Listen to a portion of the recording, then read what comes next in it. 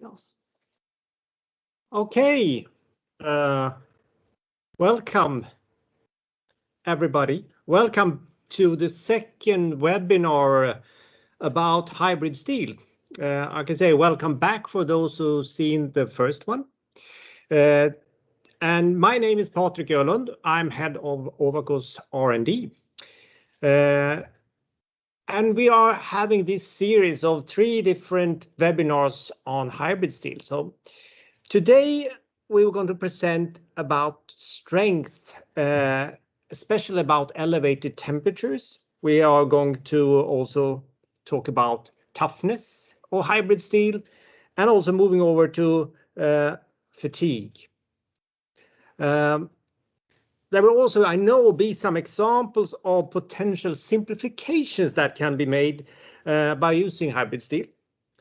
And we are constantly working on researching this. So you will actually see one of the latest things that we are working on when it comes to rolling contact fatigue as well, on our way to exploring and understanding very much more. Very interesting, and I hope you enjoy that. I can start to present just the people here. I will do like this.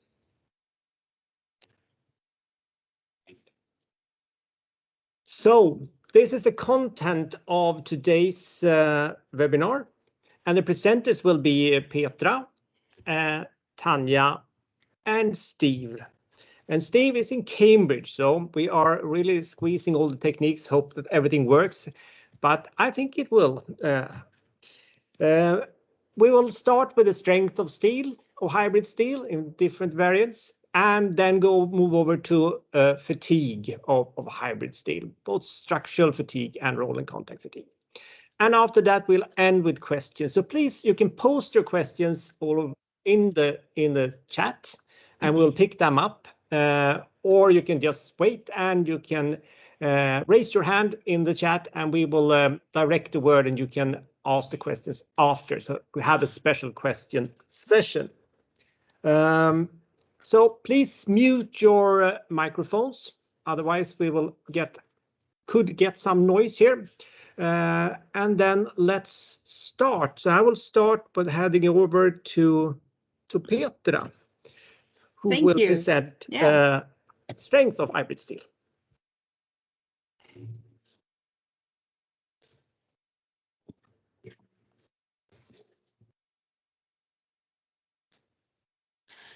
So hi, my name is Petra Hedberg and I work as a research engineer here in Hofors, and my main focus is the development of the hybrid steel. So let me first introduce you to the hybrid steel family, which consists of 3 different grades. We have hybrid 50, 55, and 60. And the numbers in their name indicate their maximum hardness in Rockwell C. And the base composition chosen for the hybrid steels are a low carbon, low molybdenum, and low vanadium alloy. And we classified hybrid 50 and 55 as an engineering steel, while hybrid 60 is a bearing steel. But you can note that the only difference between 55 and 60 is the carbon content. If you were with us during the last webinar, we talked a bit more in depth about the different strengthening mechanism, but to shortly summarize it, hybrid steel is a precipitation hardening steel with 2 different strengthening mechanisms. It's firstly secondary carbides and nickel aluminum precipitates, and they are small but many, working together creating the high strength of hybrid. So if we take a look at some of the aging curves for the 3 grades. So the advantages of hybrid go far beyond its strength, because this steel develops its hardness at aging temperature and maintains it. And what's really great is that the aging curve for all 3 grades are robust. And what I'm meaning with that is it's easy to reach the max hardness, even if you're a bit off in the temperature or in the time. And due to the fact that there's no phase transition during the aging, the distortion is really low. And this opens up new opportunities for you as customers to find new process routes. So, depending on your need, you can choose both between the grade and the heat treatment to get the hardness you wish for. Here you see a plot on the effect on yield strength, the effect of aging on the yield strength. And this test is done at room temperature. And as you can see, all hybrid grades covers a wide span of different yield strength. So you can really find the greatest a good combination between the heat treatment and the right grade.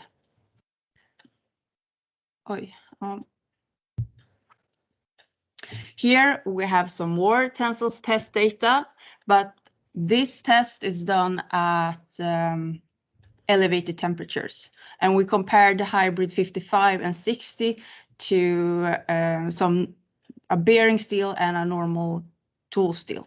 And as you can see, the strength levels are really high for the hybrid steel if we compare it to the bearing steel 52-100. And it's also pretty good when you compare it to the tool steel H13. So this means that hybrid steel can be used in diesel injectors, which might mean conditions around 250 degrees and 3000 bar in pressure. For turbocharger components, it's even higher. So by using hybrid, you can reduce the weight of your component, or you can use it at a higher temperature.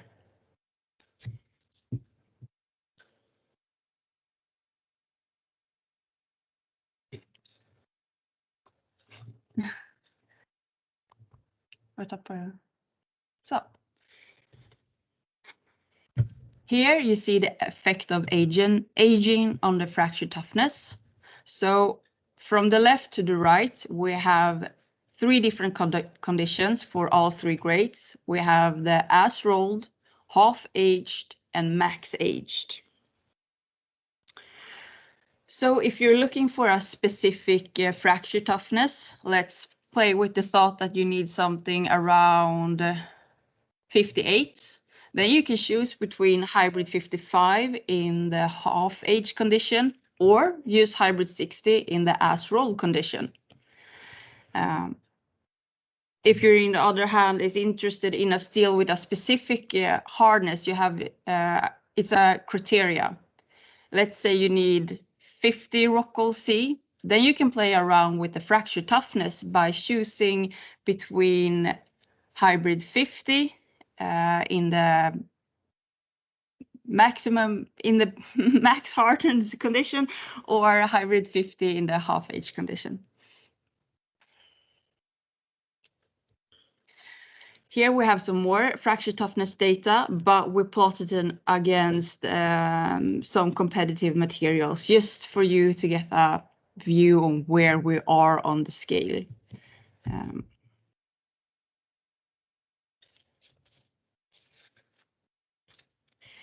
Before I'm handing over the PowerPoint to Steve, I just want to mention that the corrosion resistance is also affected by the heat treatment. So once again, in this plot, we have the three different conditions with the as rolled to the left, the half aged in the middle, and max age to the right. And this data is pitting corrosion. And as you can see, the heat treatment affects the corrosive resistance of the hybrid steel.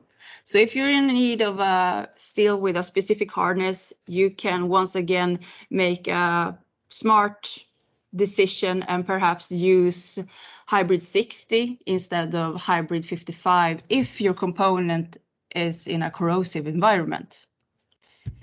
So you can really play around with this by combining the grade with the heat treatment, and I really think we can find something that you need to fit the criteria you have as a customer.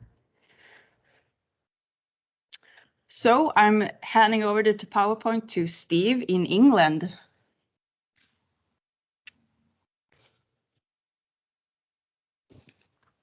Yeah, I'm waiting for the approval. Let's try again.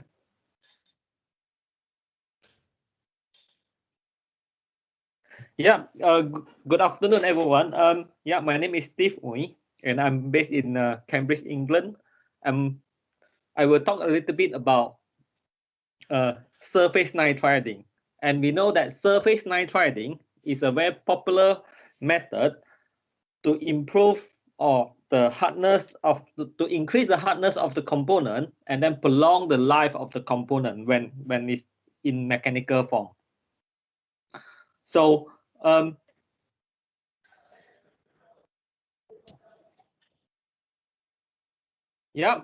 so as we can see on this figure, we can achieve very high surface hardness as well as a very high core hardness from hybrid steel. If we perform a plasma nitriding on hybrid 55, in addition to high surface hardness, high compressive stress can be also achieved. And we know that with high surface hardness and high compressive stress, basically your mechanical part can last a little bit longer. When I say high core hardness, what does that mean? That means that you can perform your nitriding at elevated temperature, higher temperature, compared to a normal steel. And also, you can achieve a very high surface hardness that you cannot achieve with normal steel. When we are talking about this special hybrid steel, another steel that we are talking about is very expensive remelting M50 steel that typically used in aerospace. And this is the nitride surface hardness that you can normally achieve with. So we can achieve this with cheaper hybrid 50 or hybrid 60 steel. In this figure, we can see that the diffusion zone for nitriding is actually lower than H13 or typical engineering steel.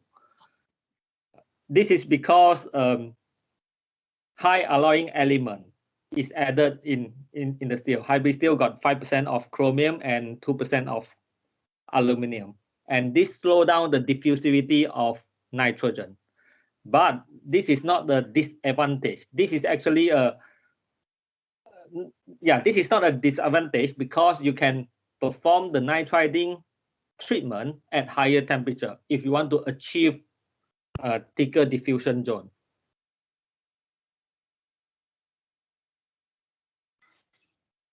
So this is from my part. I will stop control. Thank you, Steve. Then I'm taking over again, and I will talk a bit about the possibilities of a simplified production.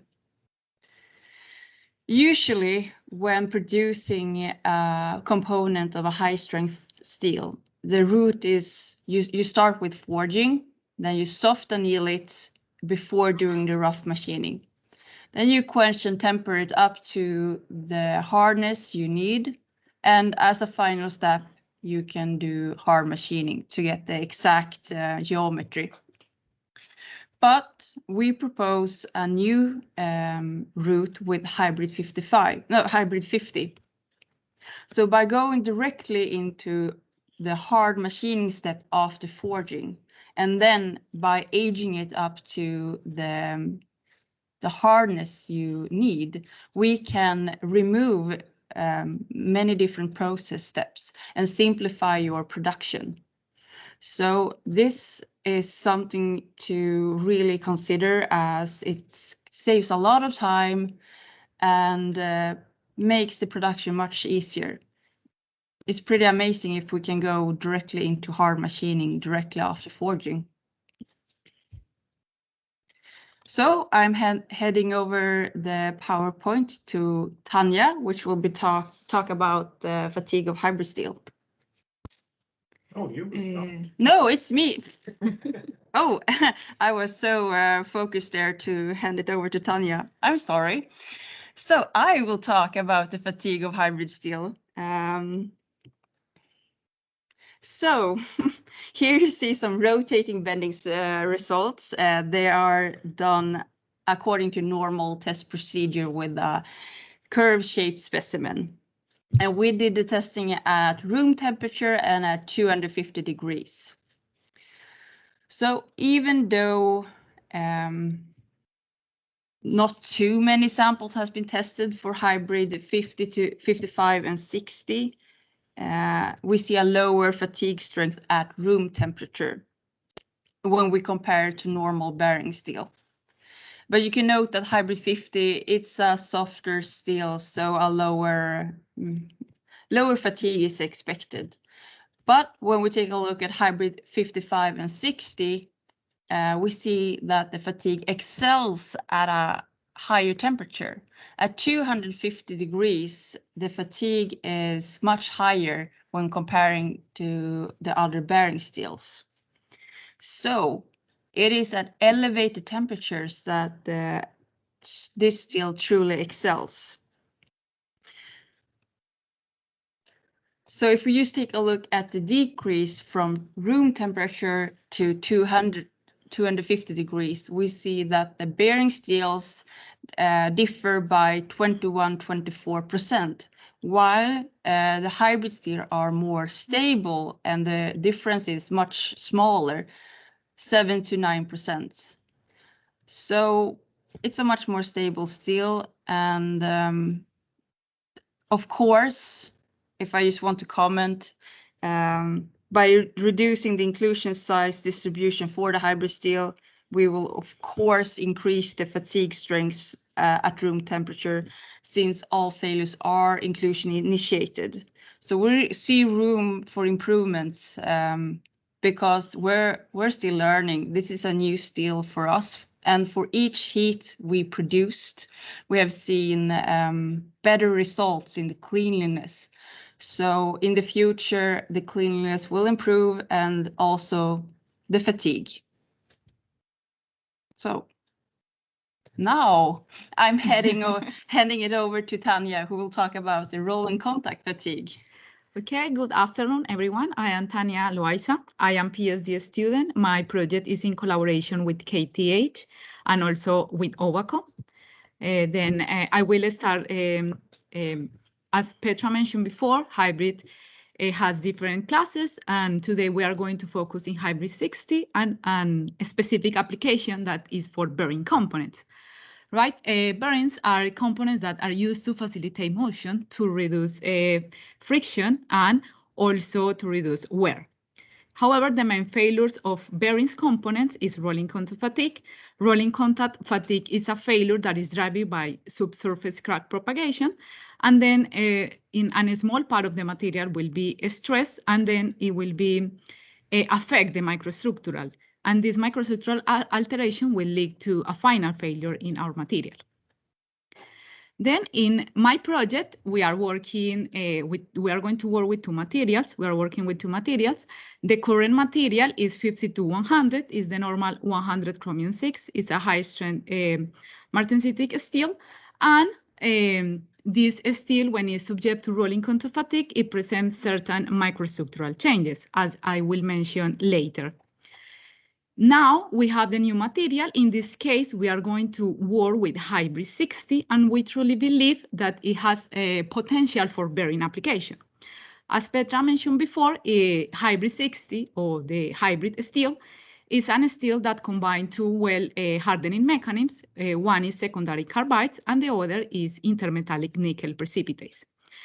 Then we formulate our research question, that is, what is the microstructural decay in each material, how the initial microstructure will affect the bearing life. Then we want to understand the microstructural stability and how this will be affecting the service life of bearings.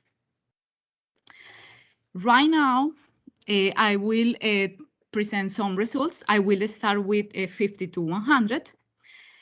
We have that 50-100 has been tempered to 240 for 1 hour. Normally, this tempering has done when we need the bearing to be used to high service temperature. And then we have that is a material that is constituted by tempered cementite and also by residual cementite and a martensitic matrix. This is an example of what happened to the material when the material is subject to rolling counter fatigue.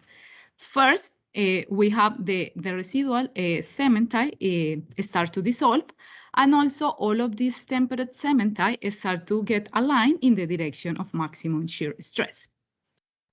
Here is a more detailed information about the microstructural decay in 50-100.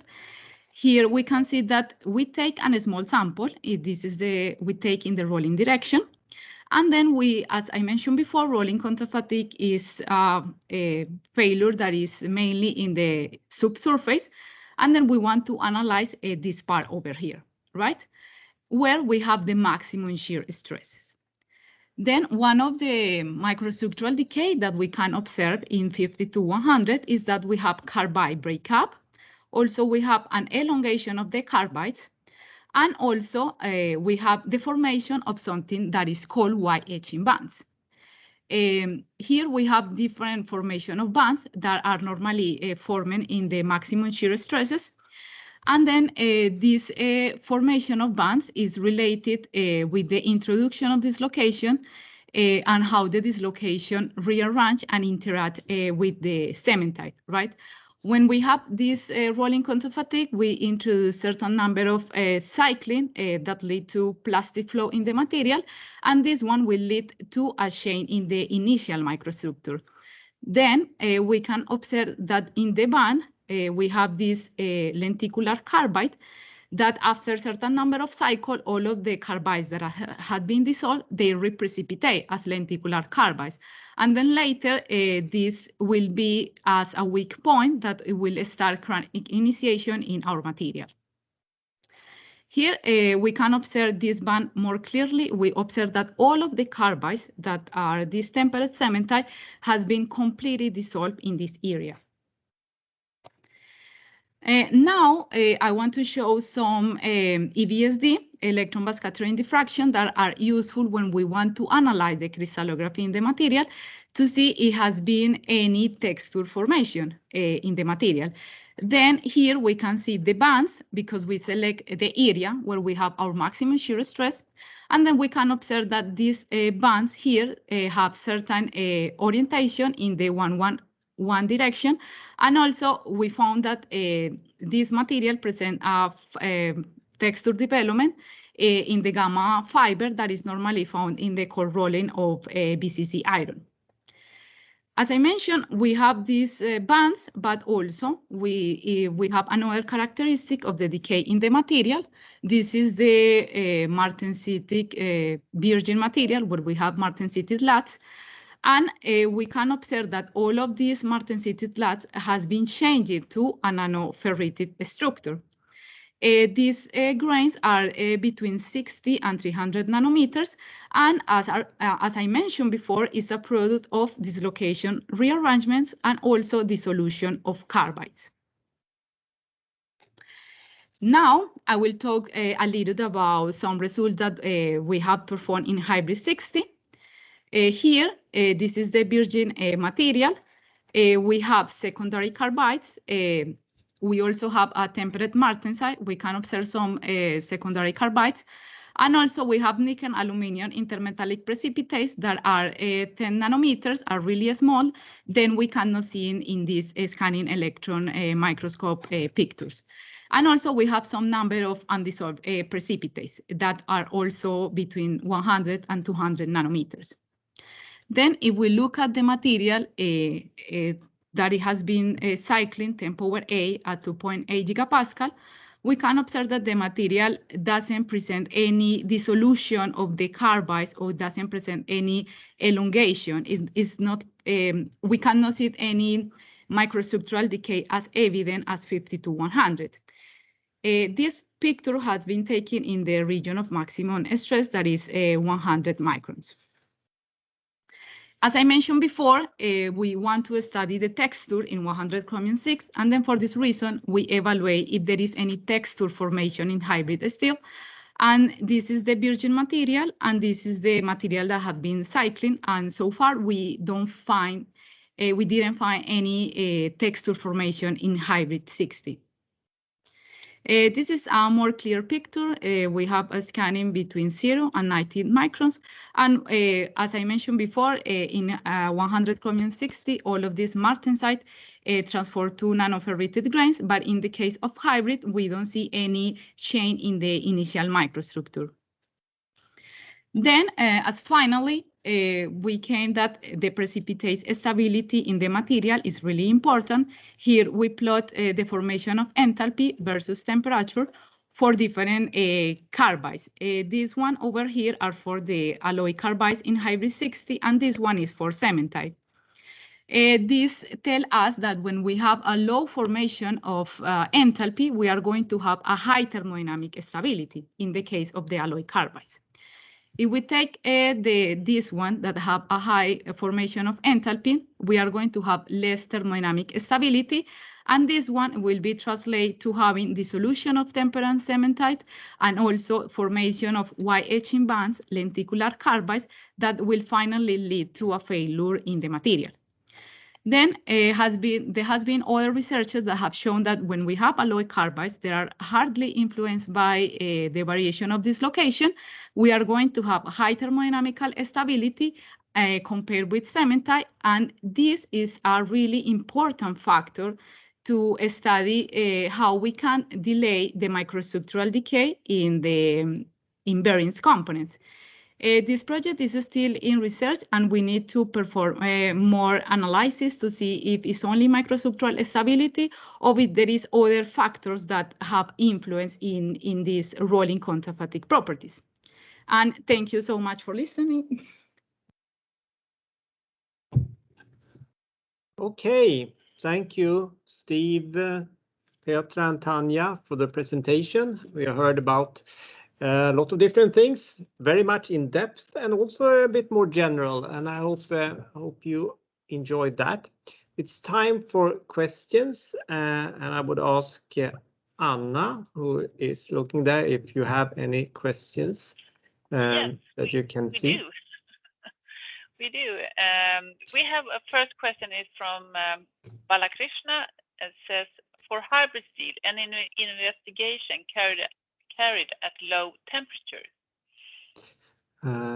At low temperature, I mean by sub-zero temperature. No, actually, we haven't done anything. We have not targeted that region since I was firstly developed for elevated temperatures. So that's the reason why we are more focused on these temperatures. So no, we haven't done that. Okay, and then we have next question. Well, if it's a question, that means the forging stamping posterior material operation is very difficult. Maybe it's a question for the first question, or is it? Steve, you see the question there. Can you understand? That means the forging stamping posterior material operation is very difficult. Maybe it was on one of the slides you just showed. I think it's related to dislocation density movement and. Oh, okay. You thought about what Tanya showed. But then it's related with enrolling counterfatigue. I think, and that's made on a hardened structure or an age structure that is actually full of precipitates. Normal when you forge and stamp, either you do it in austenitic condition when it's hot, and then you don't have these precipitates, or you make it in a soft anneal if you make a cold forming, and then you actually have also made this precipitation much larger and will not affect sort of will not be precipitation hardening. I mean, so I think forgeability wise, we haven't seen any problem with either cold forming or hot forming. It is a higher strength, but it's also more resistant to temperature. So you may have it quite. You may increase the temperature somewhat in order to have the same kind of forming forces, but in general, there is no forming problems that we have seen. Yeah, that's right. I think also we have a question from Alexander Wallin here. He raised his hand. Alexander? Yeah, hello. Yeah, I'm wondering if we have tested the isotropic properties of the hybrid steel. I'm wondering if we can compete against remelted material like ESR, for example, in that way. We have our IQ steel that it's known for being very isotropic, and the trick is there, of course, to really take down the sulfur content and that we do with a special process we call the IQ process. Actually, for the hybrid steel, we are not applying the IQ process, but we are really pushing down the aluminium, the sulfur content quite rapidly, which means that we will actually, without making any extra effort in process, getting the hybrid steel as being very isotropic with a very low. And that has to do with the process itself. The very high aluminium content in the steel will also promote the desulfurization, and that makes the steel of very low sulfur content. So we haven't done any transverse fatigue yet, and we haven't. So if that's the question, but we have, of course, made metallographic sections, and they are can be considered as a very isotropic steel. Thank you. We also, I think it's a note from Tella Abia that says, due to the high elastic limit at high temperatures and also yield strength. I think that's when you, Tanya, had your slides. But it was the fatigue that you show, no? Because it says fatigue high temperatures, because I did not show fatigue high temperatures. Oh, can you ask the question again? Hello? I think it was more like a note from you. It's not really a question. Okay. Well, let's see here. We continue. And then we have, are hybrid steels weldable? Yes, and that was covered in the first webinar. Yeah. You talked about that, Petra. Or did anybody else? I think it was Fredrik. It was Fredrik. Yeah. Yes, it is. As a matter of fact, it's as it is a very low carbon content. It will not have any cracking propensity for wearing that. So you can actually weld it, and then you can afterward post treatment by sort of age the weld, and you will get a very, very high, and then you recover the hardness. So you will have a very high strength weld. So I think that was one of the things in the first webinar. You can go back, you can have a look at that, where you can actually have a high strength weldable corrosion resistant steel. That was sort of a small one of the tweaks there. So but that's weldable, and we do have some data that we can provide you with. Thank you. And then next question is it possible to know what the Ca content is? Yeah. Sorry, So the question is, what is the calcium content is in hybrid steel? Oh, the calcium content is, I mean, we don't have any calcium addition, so that's around 1 ppm. Okay. Right. We continue then, and I think this is not really a question, it's not a note from one of our participants, as it says here, as hybrid steel is having a high aluminum compared to bearing steel, then inclusion like L2 and 3 will be higher, which will be negative effect on fatigue limit. Yeah, I think that's a normal fear. But it's not the aluminium that causes the inclusion, it is the oxygen. So if you can get rid of the oxygen content, you will not form, you will always have aluminium in, or almost always have aluminium in excess to form aluminium oxide. So the presence of those are limited by the supply of oxygen. And since we can run the process with in this case, very low oxygen activity. And I think the oxygen content we measured, which is very hard to measure in these low levels, it's below 4 ppm. So I would say it's less of aluminium oxide. So we attack the problem by limiting the oxygen. Of course, if you have a lot of aluminium and you have presence of oxygen and you can have reoxidation, you can have problems. But in our process, we can work around that. Okay, thank you. Okay. Then we have next question. Do you have conventional actual tensile test data of various hybrid grades compared against 100 CR6 or other steels? And I think we have the room temperature, data. If we look at that, and we can provide with that. So it's just give us a mail or something, and we can provide with tensile data. 52 and 100 and hybrid. Yeah. And you saw the picture there. We compare then with high tempered materials, but of course then we can compare it at room temperature. Perhaps you would like to compare it with a low temperature tempered 50 to 100, and of course then the strength will not differ that much, of course. Right.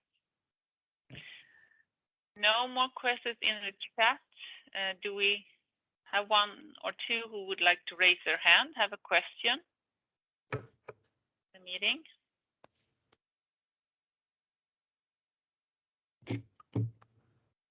Oh, yeah, we have Alexander again here. Yeah, hello.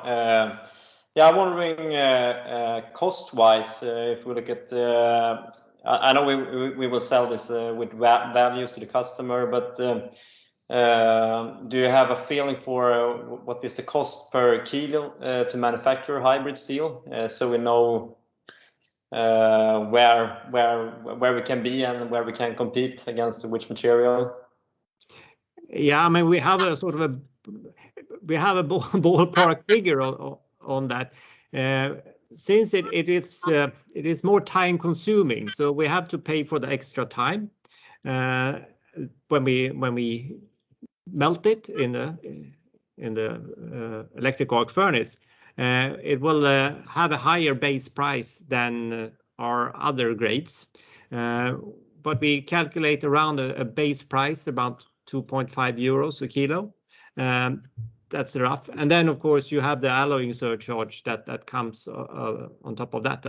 But that's the rough figure that we have.